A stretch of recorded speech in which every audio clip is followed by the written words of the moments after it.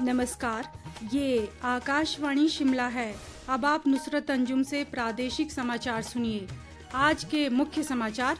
राष्ट्रपति द्रौपदी मुर्मू ने पूर्व उप प्रधानमंत्री लालकृष्ण आडवाणी को देश के सर्वोच्च नागरिक सम्मान भारत रत्न से किया सम्मानित। नेता प्रतिपक्ष जयराम ठाकुर ने कहा, प्रदेश सरकार खो चुकी है बहुमत, सत्ता में रहने का नैतिक अधिकार नहीं। कांग्रेस का दावा, आर्थिक स्थिति ठीक न होने के बावजूद प्रदेश सरकार कर्मचारियों को दे रही वित्तीय लाभ। और पश्चिमी विक्षोभ के चलते प्रदेश में वर्षा व बर्फबारी का दौर आज भी रहा जारी, कल से मौसम साफ होने की संभावना। अब समाचार विस्तार से। राष्ट्रपति द्रौपदी मुर्मू ने आज पूर्व उप प्रधानमंत्री और भारतीय जनता पार्टी के वरिष्ठ नेता लालकृष्ण आडवाणी को देश के सर्वोच्च नागरिक सम्मान भारत रत्न से अलंकृत किया। वयोवृद्ध नेता आडवाणी को उनके आवास पर यह सम्मान प्रदान किया गया। उपराष्ट्रपति जगदीप धनखड़, प्रधानमंत्री नरेंद्र मोदी, पूर्व उपराष्ट्रपति एम वेंकैया नायडू, रक्षा मंत्री राजनाथ सिंह, गृह मंत्री अमित शाह और आडवाणी के परिवार के सदस्य इस अवसर पर मौजूद थे। एक सोशल मीडिया पोस्ट में राष्ट्रपति ने कहा कि भारतीय राजनीति के शिखर व्यक्तित्व लालकृष्ण आडवाणी ने दृढ़ समर्पण और असाधारण कौशल के साथ 7 दशकों से भी अधिक समय तक देश की सेवा की। राष्ट्रपति ने कहा कि आडवाणी आज़ादी के बाद के उन नेताओं में से थे जिन्होंने राष्ट्रीय प्राथमिकताओं को सामने रखकर देश को विकास पथ पर अग्रसर किया। नेता प्रतिपक्ष जयराम ठाकुर ने आज पूर्व मुख्यमंत्री व भाजपा के वरिष्ठ नेता प्रोफेसर प्रेम कुमार धूमल से उनके निवास पर मुलाकात की और आगामी चुनावों के संबंध में उनसे विस्तृत चर्चा कर उनका मार्गदर्शन प्राप्त किया। हाल ही में अपनी विधानसभा सदस्यता से इस्तीफा देकर भाजपा में शामिल हुए निर्दलीय विधायक होशियार सिंह, आशीष शर्मा और कुटलेहड़ से भाजपा प्रत्याशी देवेंद्र भुट्टो भी इस दौरान उनके साथ थे। बाद में हमीरपुर में पत्रकारों से बातचीत में जयराम ठाकुर ने कहा कि राज्य सरकार बहुमत खो चुकी है और उसे सत्ता में रहने का नैतिक अधिकार नहीं है।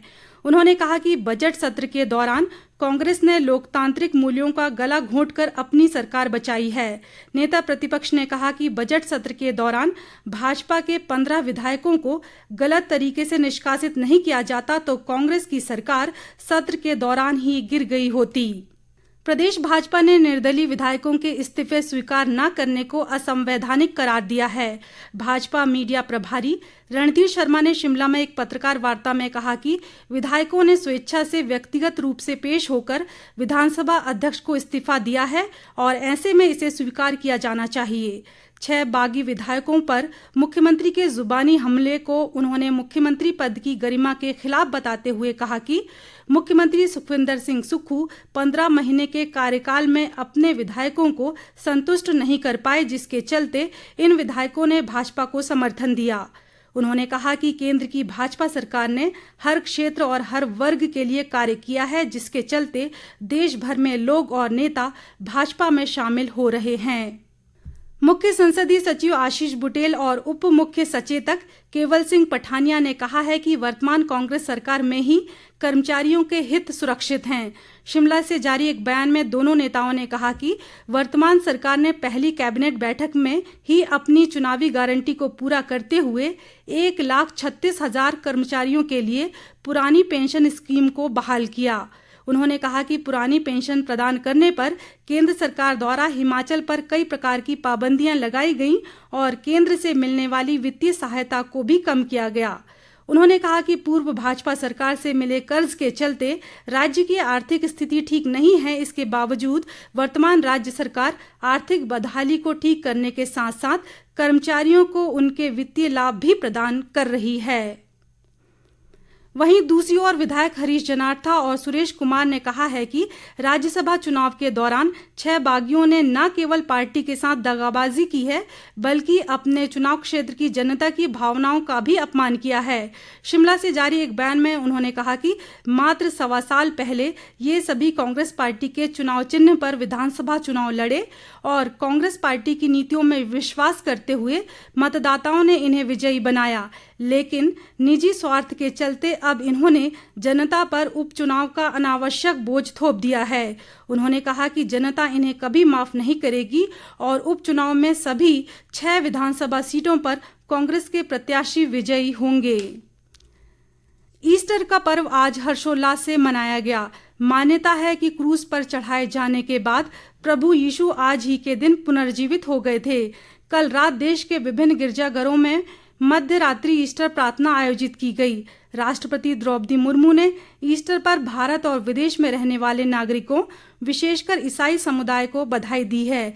अपने संदेश में उन्होंने कहा कि ये पर्व प्रेम और करुणा का प्रतीक है। प्रधानमंत्री नरेंद्र मोदी ने ईस्टर पर देशवासियों को शुभकामनाएं देते हुए मानव जाति के बीच एकता और शांति की कामना की। लोकसभा चुनाव में उम्मीदवारों द्वारा जारी किए जाने वाले विज्ञापनों का जिला स्तरीय मीडिया प्रमाणन व निगरानी समिति से प्री सर्टिफिकेशन करवाना आवश्यक है। मंडी के जिला निर्वाचन अधिकारी व उपायुक्त अपूर्व देवगन ने कहा कि बिना प्री सर्टिफिकेशन के कोई भी विज्ञापन केबल नेटवर्क, ई पेपर, टीवी, सोशल मीडिया और प्रिंट मीडिया में जारी नहीं किया जा सकता है। स्वतंत्र, निष्पक्ष और शांतिपूर्ण चुनाव के लिए मीडिया कर्मियों की कार्यशाला को संबोधित करते हुए उन्होंने मीडिया कर्मियों से आग्रह किया कि वे बिना प्री सर्टिफिकेशन के कोई भी विज्ञापन प्रकाशित न करें। इसके अतिरिक्त सरोगेट विज्ञापन का भी प्रकाशन न करें।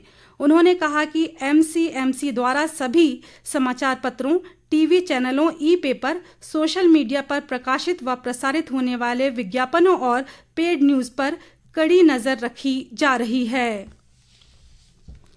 हिमाचल प्रदेश पुलिस प्रदेश में स्वतंत्र व निष्पक्ष चुनाव करवाने के लिए प्रतिबद्ध है। पुलिस महानिदेशालय शिमला से जारी प्रेस विज्ञप्ति के अनुसार भारतीय चुनाव आयोग के निर्देशों के अनुरूप सभी सुरक्षा प्रबंधों को पूरा किया जा रहा है। प्रदेश में आचार संहिता लागू होने के बाद 2 सप्ताह के भीतर 1 करोड़ 20 लाख रुपए से अधिक की अवैध शराब और मादक पदार्थों को जब्त किया गया है, जिसमें एनडीपीएस एक्ट के तहत 80 मामले दर्ज किए गए हैं। इस बीच लाइसेंसी हथियारों को जमा करवाने के लिए भी सभी जिलों में अभियान चलाया गया है, जिसके तहत कुल 1,04,03 हथियारों में से अब तक 36,587 हथियार जमा करवाए जा चुके हैं। पश्चिमी विक्षोभ के चलते प्रदेश में बारिश और बर्फबारी का सिलसिला आज भी जारी रहा, जिससे तापमान में गिरावट दर्ज की गई है।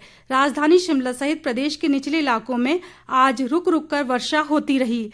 लाहौल स्पीति जिला के केलंग में 6 इंच, जबकि कोकसर, सिस्सू और अटल टनल के नॉर्थ पोर्टल पर करीब 10 इंच तक ताज़ा बर्फबारी हुई है, जिससे मनाली केलंग सहित घाटी के अंदरूनी मार्ग वाहनों की आवाजाही के लिए बंद हैं। जिले के ऊंचाई वाले क्षेत्रों में 1.5 से 2 फुट तक हिमपात होने से घाटी में हिमखंड खिसकने का खतरा बना हुआ है। इस बीच मौसम विभाग ने आगामी 24 घंटों के दौरान मौसम के साफ बने रहने की संभावना जताई है। जनजातीय जिला किन्नौर के ऐतिहासिक गांव कल्पा में चल रहे राउलाने पर्व में किन्नौर के उपायुक्त डॉक्टर अमित कुमार शर्मा ने आज मुख्य अतिथि के रूप में शिरकत की। इस मौके पर उन्होंने कहा कि क्षेत्र के लोग हर्षोल्लास के साथ इस त्योहार को मनाते हैं। उन्होंने कहा कि संस्कृति पर किस तरह गर्व करना है, किन्नौर के लोग ये बात पूरी दुनिया को सिखा सकते हैं। इस पर्व में पारंपरिक वाद्य यंत्रों के साथ पारंपरिक वेशभूषा में पुरुष महिलाओं की वेशभूषा में पारंपरिक नृत्य करते हैं। इस बार इस पर्व को देखने देश व विदेश से काफी पर्यटक आए हैं। इस बीच मंडी जिले के जोगिंदर नगर का राज्य स्तरीय लघु शिवरात्रि मेला कल देवताओं की भव्य जलेब के साथ शुरू होगा। उपायुक्त मंडी अपूर्व देवगन मेले का विधिवत शुभारंभ करेंगे। मेला समिति के अध्यक्ष व एसडीएम जोगिंदर नगर मनीष चौधरी ने बताया कि शिवरात्रि मेले को लेकर सभी तैयारियों को अंतिम रूप दे दिया गया है। इस बार लगभग 100 से अधिक देवी देवताओं को मेले में भाग लेने का निमंत्रण दिया गया है। उन्होंने कहा कि पहली सांस्कृतिक संध्या में नितिन शर्मा, गौरव कौंडल व पहाड़ी गायक किशन वर्मा व राजेंद्र वर्मा भी लोगों का मनोरंजन करेंगे। इसके अलावा स्थानीय व प्रदेश के अन्य कलाकार भी अपनी प्रस्तुतियां देंगे। उन्होंने बताया कि मेले के पहले दिन रन फॉर डेमोक्रेसी थीम पर मैराथन और मतदाता जागरूकता पर आधारित महिलाओं की रंगोली प्रतियोगिता भी आयोजित की जाएगी। अंत में मुख्य समाचार एक बार फिर। राष्ट्रपति द्रौपदी मुर्मू ने पूर्व उप प्रधानमंत्री लालकृष्ण आडवाणी को देश के सर्वोच्च नागरिक सम्मान भारत रत्न से किया सम्मानित। नेता प्रतिपक्ष जयराम ठाकुर ने कहा, प्रदेश सरकार खो चुकी है बहुमत, सत्ता में रहने का नैतिक अधिकार नहीं। कांग्रेस का दावा, आर्थिक स्थिति ठीक न होने के बावजूद प्रदेश सरकार कर्मचारियों को दे रही वित्तीय लाभ और पश्चिमी विक्षोभ के चलते प्रदेश में वर्षा व बर्फबारी का दौर आज भी रहा जारी। कल से मौसम साफ होने की संभावना। इसी के साथ प्रादेशिक समाचार का ये बुलेटिन समाप्त हुआ। नमस्कार।